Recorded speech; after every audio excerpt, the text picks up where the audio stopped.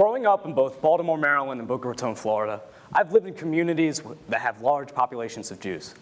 I celebrate mostly every holiday, have Shabbat dinner, go to synagogue on a semi-regular basis. I attended Jewish day school from the age of 6 through 11 and learned all about the history of my people and their divine book, the Torah. Ever since my bar mitzvah, I've been leading my congregation in Friday night and Saturday morning services. I've been told all my life that I pray with conviction, the utmost respect with the words I am saying. This in Hebrew is called kavanah, literally meaning intention.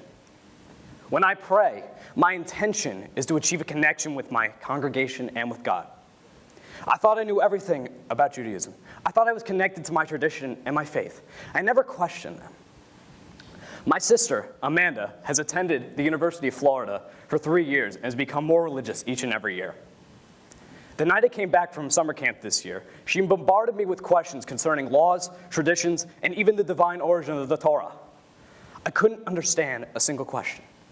I decided that if I were to practice Judaism, I had to question why we as Jews follow these laws and commandments. Why is it important for me to go on a Saturday morning and say, Mercha tipcha munach et nachta, or on Friday night like this, start with Yedid nefesh av harachaman. When men go to synagogue, they wear a kippah without exception. Up until this year, I never asked why we wear this kippah.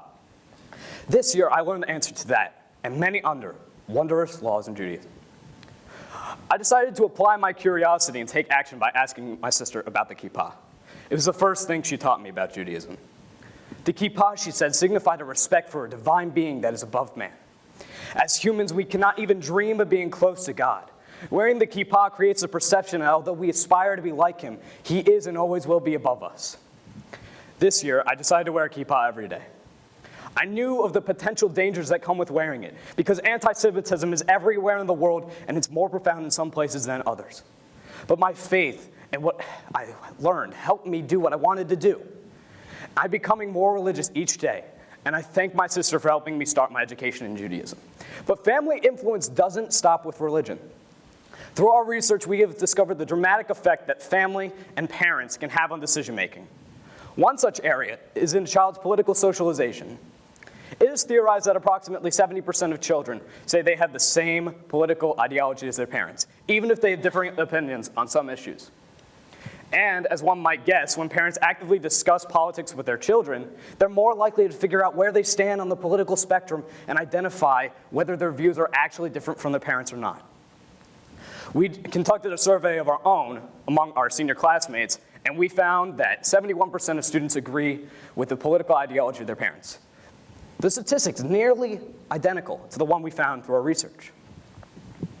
Humans tend to fall back on things that make us feel comfortable. So chances are that many of you in the audience focus your time in sports, the arts, or some other interest or hobby that you've been doing since you've been a child. Whether we know it or not, it is likely that the early and constant exposure to these activities by our parents embedded the idea that we enjoy doing them. At what point do we decide which activities they want to do? And if someone is extremely skillful at an activity, could they have solely practiced it since his or her high school years? Malcolm Gladwell said that it takes about 10,000 hours to achieve mastery in a field. Now, I'm no math wizard, but I don't think I've had 10,000 hours to practice studying in high school, let alone in extracurricular.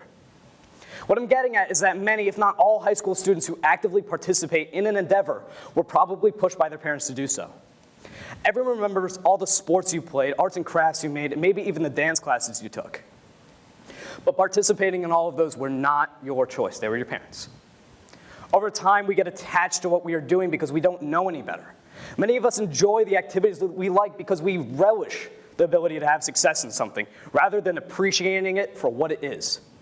My friend Zach is a baseball player and perfectly embodies the idea of early attachment.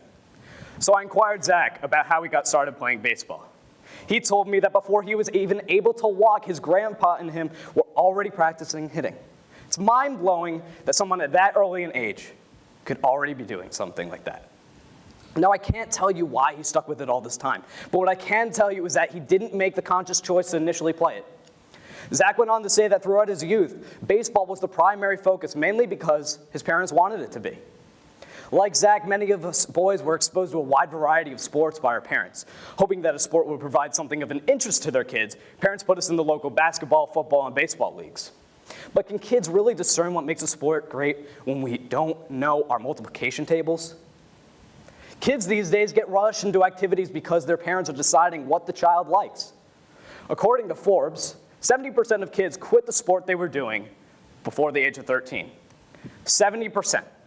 The other 30% happen to be the naturally talented athletes who are lucky enough to have continued playing. So they continue playing, like Zach, who's going to Duke to play baseball next year. In Plato's allegory of the cave, there are mobile prisoners that are forced to look at shadows of various objects on a wall before them that are casted by a luminous fire. Now these prisoners have been chained down since birth, so their reality only consists of what they see on the wall of the shadows. One day, a prisoner escapes and ventures off to the physical world, where he reflects on his previous memories and realizes the true meaning and value to the world. When the escaped prisoner comes to tell the other prisoners about his discovery, he is quickly ostracized and ridiculed. The chained prisoner's perception is distortion in another dimension, ultimately separating the prisoners from reality and truth. Teenagers are a lot like the chained prisoners, only believing what lies in front of them. They live a whole life thinking they refuse everything that is told by them. And they refuse to be influenced by outside sources, their parents. Parents are a whole lot like the escaped prisoner, trying to reason with the other ones.